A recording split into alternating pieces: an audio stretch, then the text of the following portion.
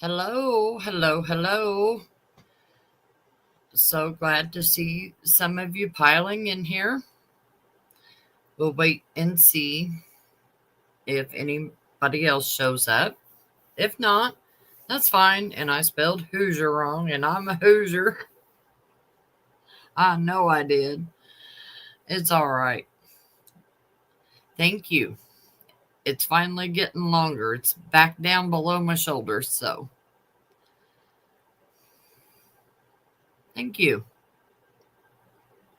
I had to get it cut. It was still healthy, but oh, thanks, Gina. Yeah, we're just going to wait and see if anybody else joins us. I know Cynthia is busy, which is fine.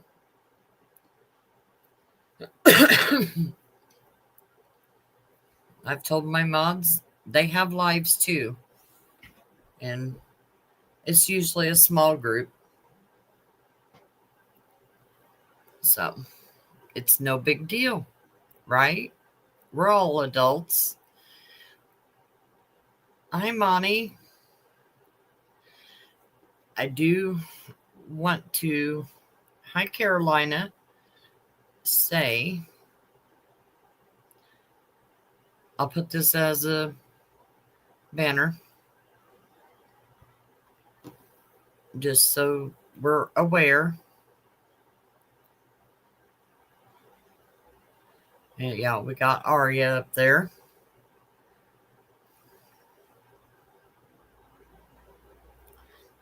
Thank you, Julie. Now I was a little behind getting it put out. Cynthia, my wonderful mod, shout out to her. She does good things behind the scenes, guys. Um, she sent me the link. We were out grocery shopping, me and my husband. The grandson went to stay with the night with his mom, so we had some free time. So we went out and just went shopping. Just took our time looking around. Found a good buy on some um, organic whole grain or whole whatever bison. So we can have a couple of meals out of that.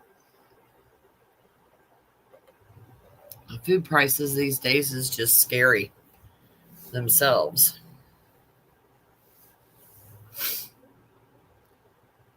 Okay. Now we've gave him a few minutes. So I guess that's all that's going to show up, which is fine. And I'm going to try to boost the sections. There's sections in here because the news reporter is trying to talk over the top of things. So it's hard to hear her. So, I mean, there's nothing I can do about it really. But I do have my volume up. If I need to boost it further, tell me.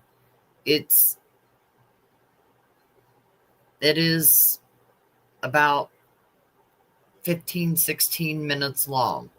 It is the press conference, and then it goes straight into the court hearing, and we get to catch just a glimpse of what happened. I tried looking to see if anybody had it up, but I didn't find it. Oh, they will, Julie. It's okay. We've already had several leave, so I will get this boosted and we will go. Yeah, I love Aldi's too, but around here they are getting so pricey. So it's not even a comparable option anymore. I am going to take myself off the screen. So we will see.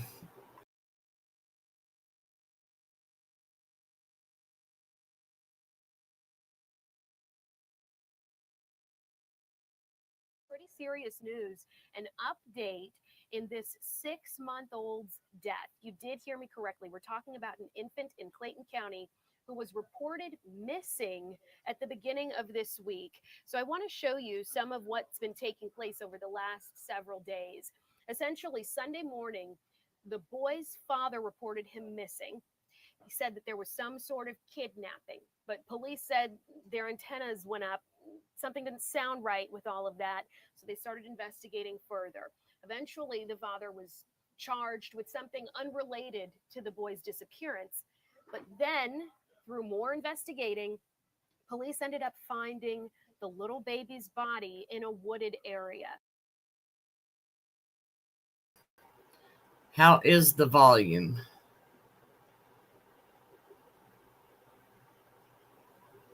Okay, as long as you can hear it, I'm okay with that. And like I said, it is a little low.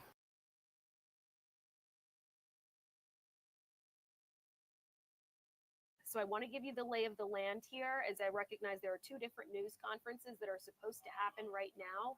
Essentially, both parents are now charged in the case, the mother and the father, and they're expected to face a judge today. There's also expected to be an update from police that I'm looking at is expected to happen right now. So let's see if we can listen in. Division's commander. All right. Detective Reynolds. Hey everyone, it's Cheyenne, Chieyeynene. Last name is Reynolds, Reynolds, and my rank is detective with the Crimes Against Children unit.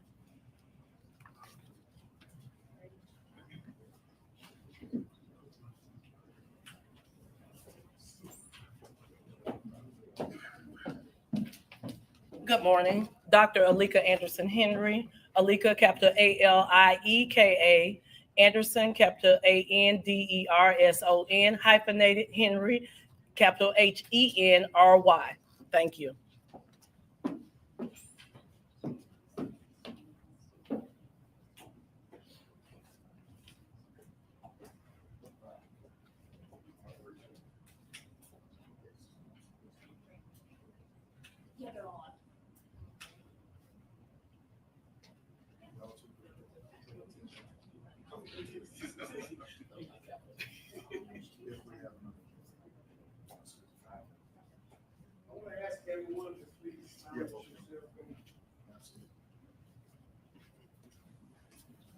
So you are watching essentially the behind the scenes of a press conference. That's what we'd like to bring you here live on Fox Local. It looks like they're getting ready to begin giving us an update on little Nanakai Pratt's death. If you've been following Fox 5 for the past several days, you know we've been on top of this heartbreaking story. It's really torn up the Riverdale community. I just heard from members of our news team who are quite literally on the other side of this camera that's allowing me to communicate with you that the FBI is there at this news conference, which means this is that much more serious of a case. So let's see if we can listen into authorities now. On behalf of Chief Kevin Roberts, I would like to thank each and every one of you for your interest in this case. I am standing here with our Madam Chairwoman, Dr. Alika Anderson Henry, and she has a few words to say before we get started. All right. Good morning, everyone. I am Chairwoman, the Clayton County Chairwoman, Dr. Alika Anderson Henry, and I stand here in support of our county's citizens, the law enforcement community, and most of all, baby Nanakai Pratt. As a community, we prayed for a better outcome to this incident. Unfortunately, the outcome we so desperately wanted did not come to fruition. Throughout the case, I have stayed in close communication with Chief Kevin Roberts, and he assured me that a thorough investigation was being conducted and the police department was utilizing any and all available resources they could muster to find baby Nanakai. In addition, I personally made a plea to bring baby Nanakai home and to make sure that anyone connected to his disappearance is brought to justice and was brought to justice. So at this moment, I stand with the Clayton County Police Department in support of justice today. Next, you will hear from Major Francisco Romero, representing the Clayton County Police Department. Thank you.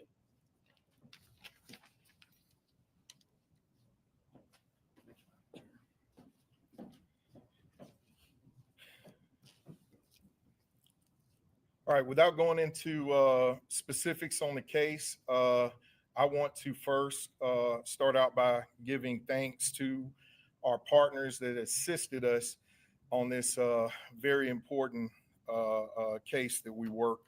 We want to express our gratitude to all the agencies that assisted, namely the K-9 teams from Georgia Piedmont Regional Search and Rescue, Fayette County's Sheriff's Office, K-9 unit, the Spalding County Land, Air, and Water Search Team, Special Agent in Charge, Paul Brown and his team with the Violent Crimes Against Children's unit, and also their CAST team, Cellular Analysts Survey Team.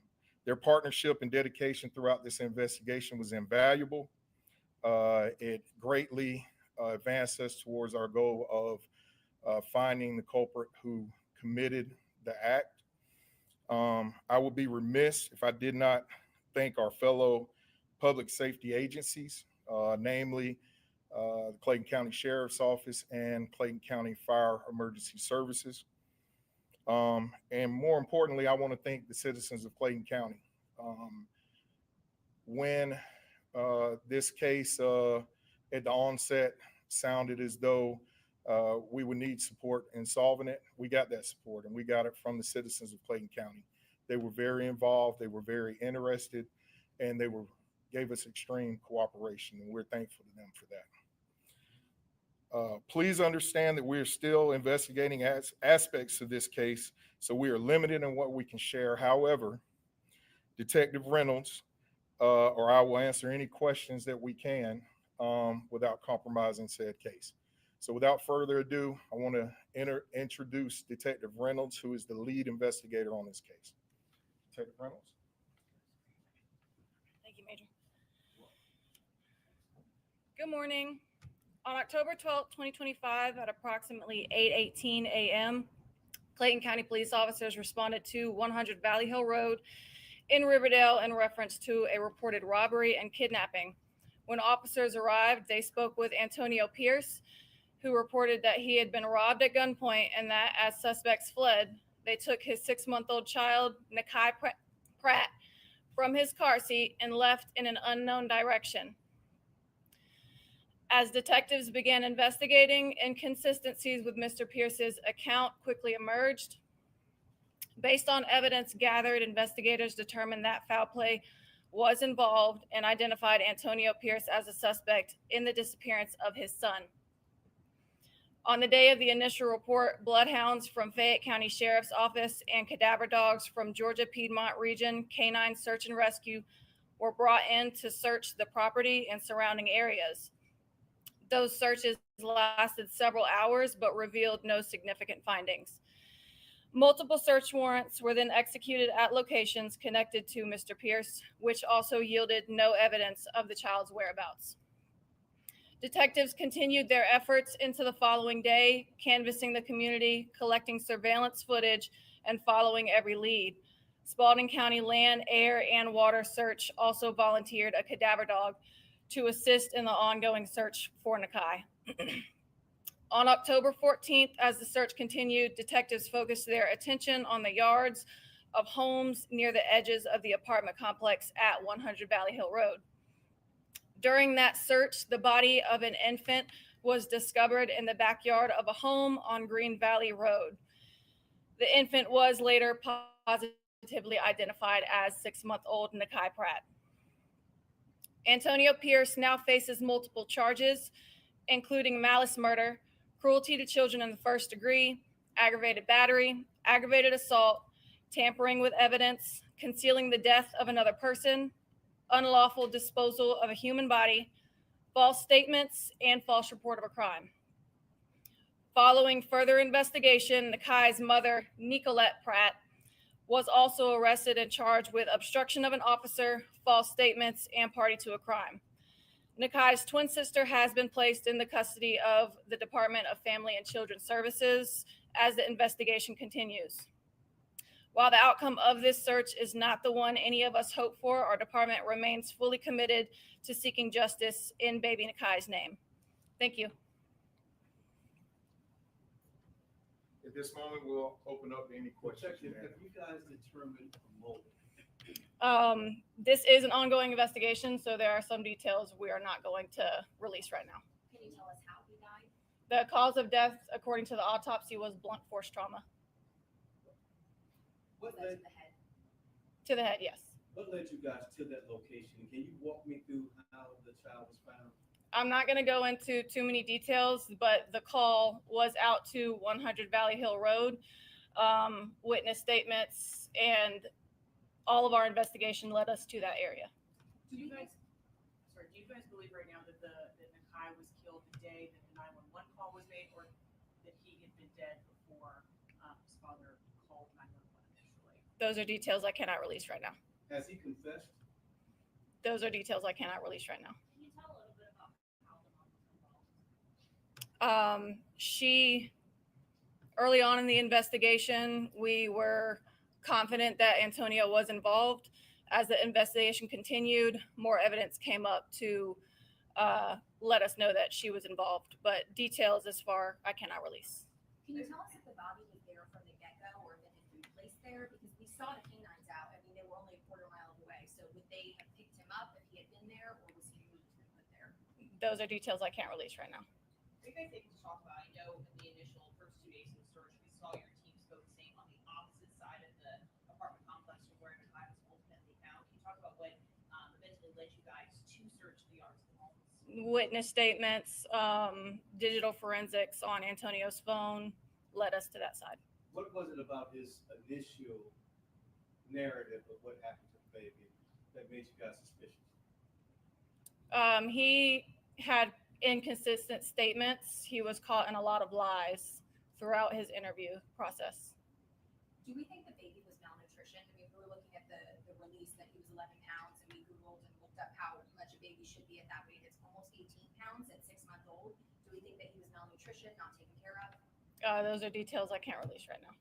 Can you guys talk about how he was found? Was he, in something, in your own search stuff? He was found discarded in a trash bag. Thank you, Detective Reynolds. Need to step in here because obviously, as Detective Reynolds said, this is an ongoing investigation. We certainly don't want to do anything to compromise it. We want to give you as much as we can, and there will be more information to come as we are feeling comfortable enough to release it. But we want to make sure that we don't compromise this very important case. Your officers who were on the scene who found that baby body? It's tough. It's tough. They're not robots. They're people. They're brothers, their sisters, their mothers, their daughters and sons and fathers. They felt this case just like the community did. I think that's the one unifying thing about this unfortunate tragedy is that our community came together to help us. We felt that they were hurting, and we ourselves was hurting. My detectives are some of the hardest working people in the entire state, and they are fiercely committed to bringing justice to baby Pratt. All right. Well, thank you guys for coming out. We greatly appreciate it, and safe travels going home. We go back to CID. Thank y'all very much.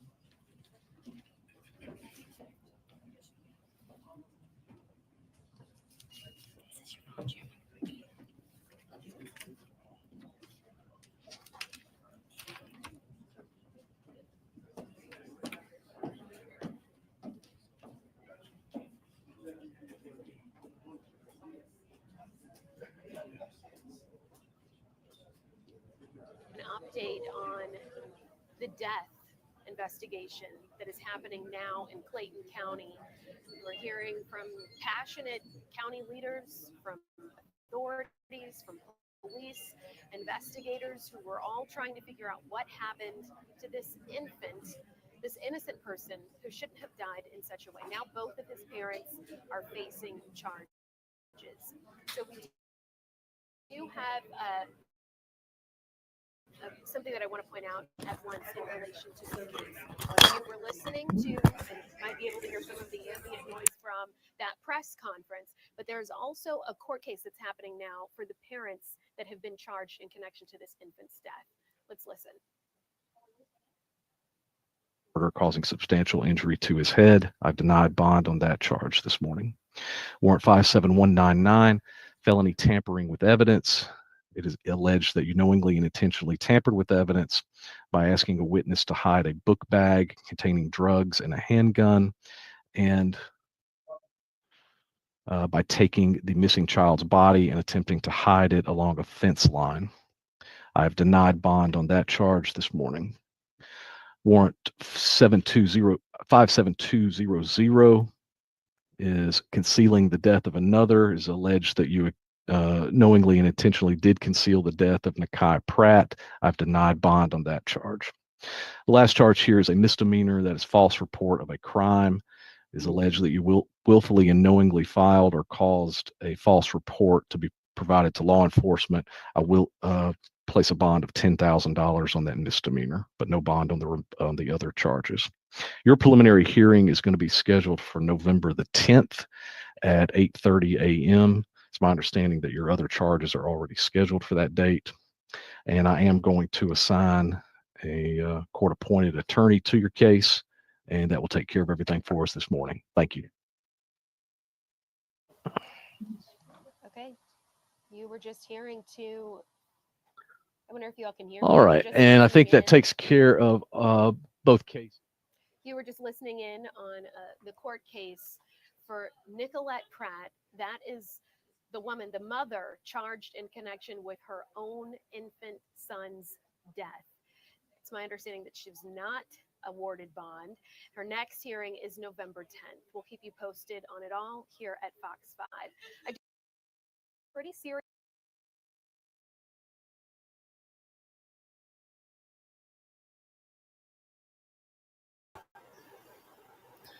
So yeah, that's really, really sad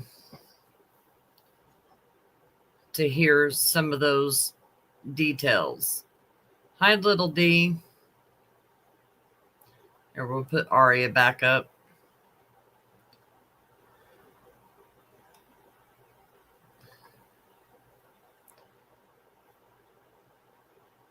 Yeah.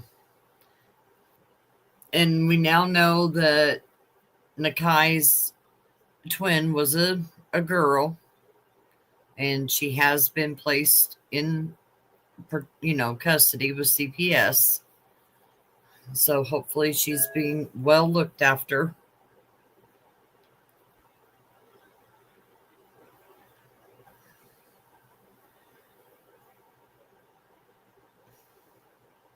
Yes, Carolina. Yeah, Jake Harrell does know all too well, because he's been down that path. Even though he didn't kill his daughter, he essentially took away a life with her too.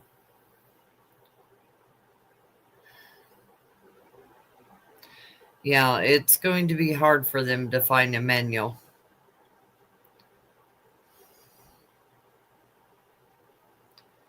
But I don't know. I tried finding the court hearing and I was unsuccessful. But maybe when they have, go to trial, if it's streamed, we can tune in. But that's all I had. I just wanted to share that with everyone because, we try to stay current with things. Let me see if there's anything developed on Melody.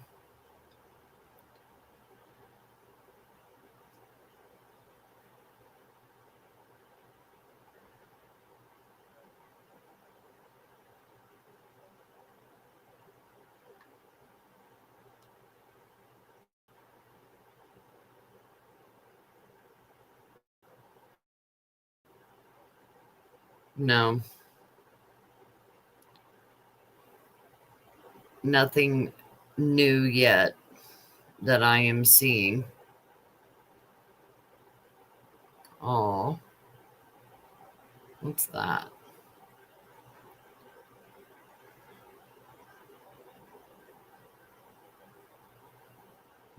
That's nothing.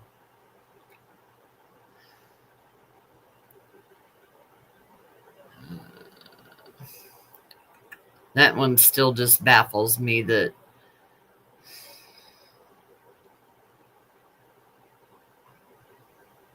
it took him that long, a year.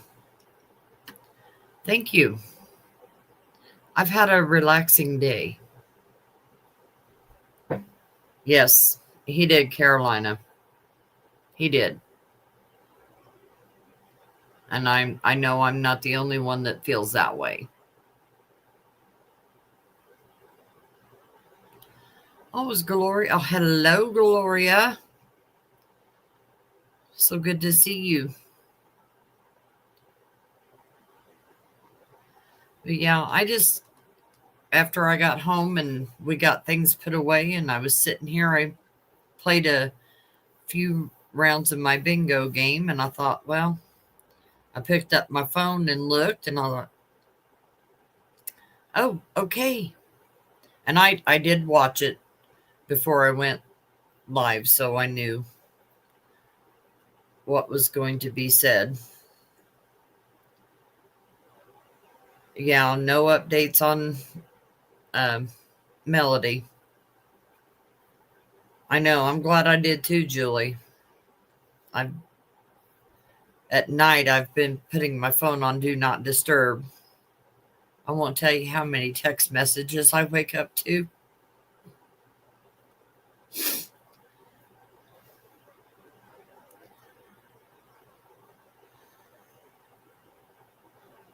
Yeah. But, others will see this. They will get to see it. You're welcome, Teresa. But I am going to go. I've got a few things to do to get my lunch and stuff, kind of prepared for tomorrow for work. That way I don't have to get up early and do it before I race out the door at 4:15 in the morning. And I haven't heard if I don't think there's been anything about overtime come in. But if they have overtime, then everybody and their uncle's going to be at work. Nope. But that doesn't mean that they won't be. And I'll have to get there early to get a decent parking spot. Oh, Julie, I get up at 3. I live 15 minutes from where I work. But if they're having everybody there, I leave here at 4 so I can get as close to the door as I possibly can.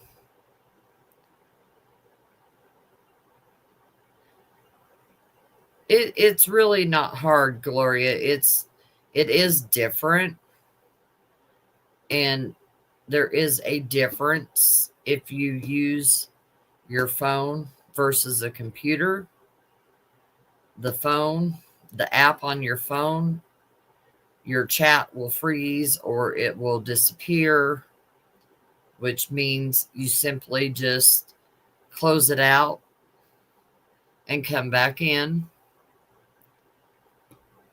And sometimes it'll take a time or two, Gloria, to get the chat to come back. But if you have the option for a computer, that is the best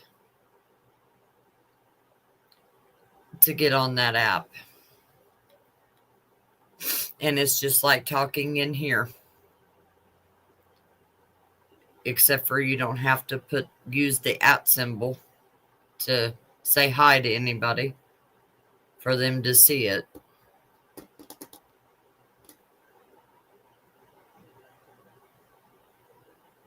Yeah, I've never been that much of an early bird, but I've been waking up anywhere from 5 to 2 minutes before my first alarm goes off, and I have 4 set just so I get up. It's a factory job, Gloria. I'm sure you've heard of Ann Taylor, Loft, Lane Bryant, Chico. Oh, there's several others. But and they're online orders. We don't do Lane Bryant here. That's done in Ohio. But what we do is we have the online orders that y'all order, for clothes. And it's all women's clothes.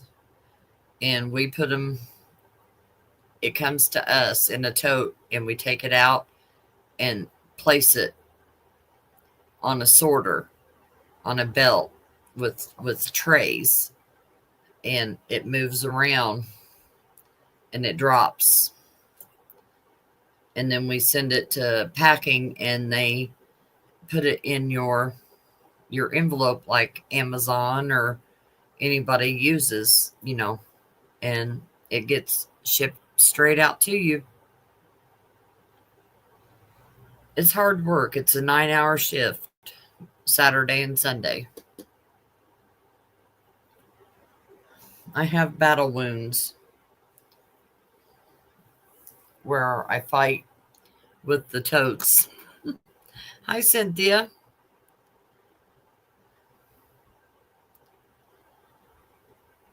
Yeah, it is cool. I used to work there in the 90s, and it was totally different. It was Fashion Bug and Lane Bryant then. And we didn't ship to customers. We shipped directly to the stores. So it was a totally different operation back then. Yeah, and everybody thanks Cynthia for sending me the link for that. And, alerting me that they had a press conference. I was hoping they would. I just didn't look this morning because we had things to go do.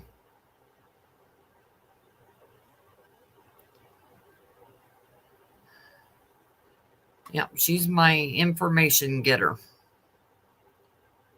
If I can't find it, she finds it for me.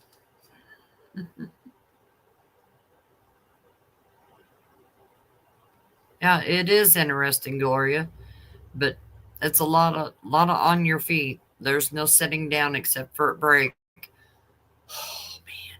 And they changed our break schedules because the peak season is getting ready to come up, which means there will be no days off granted, and everybody's going to be there.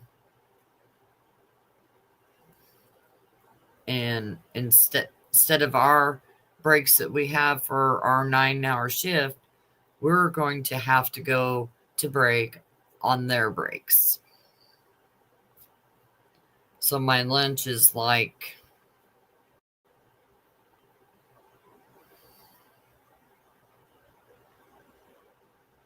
25 minutes earlier than it usually is.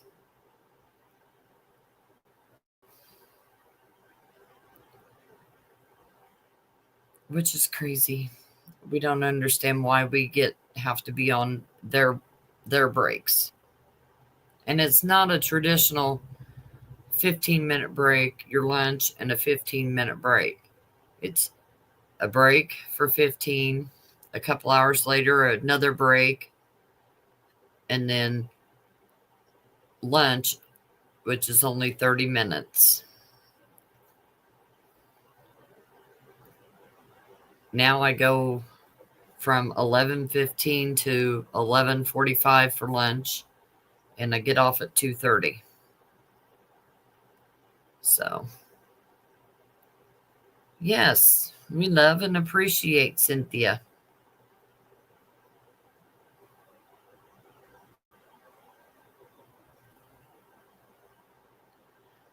Oh, I wish, Gloria.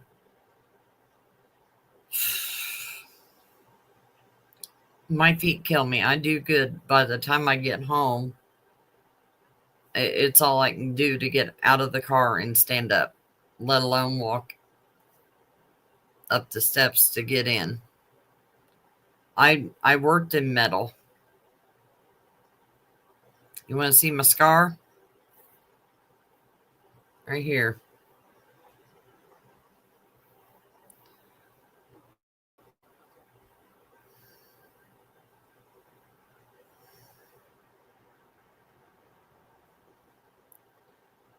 Yeah, a cross member for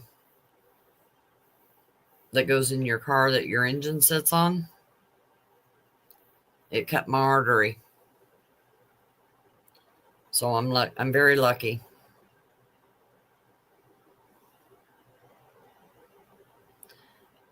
Yeah, after I couldn't understand why the part was not here for me to look at. And when I finally looked down, I seen the blood, my heartbeat, and I instantly just grabbed it and I held on to it and went and found help because I was in a little section in this metal factory all by myself and I had to go find help. Yeah, I am lucky. I do have, I have feeling, but the tendon that controls these two fingers, they had to go back in and take out.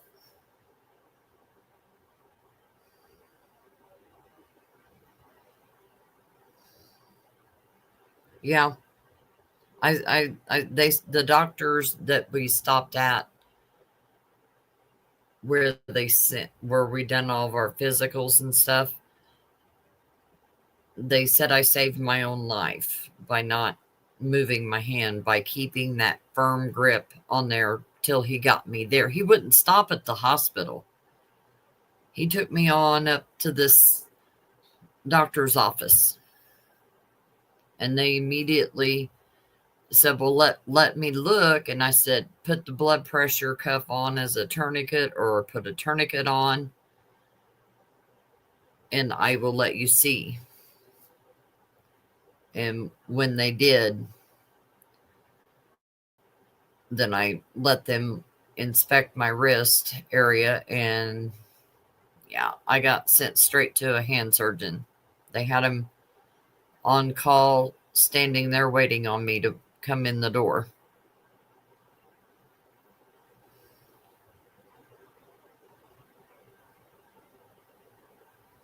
Yeah.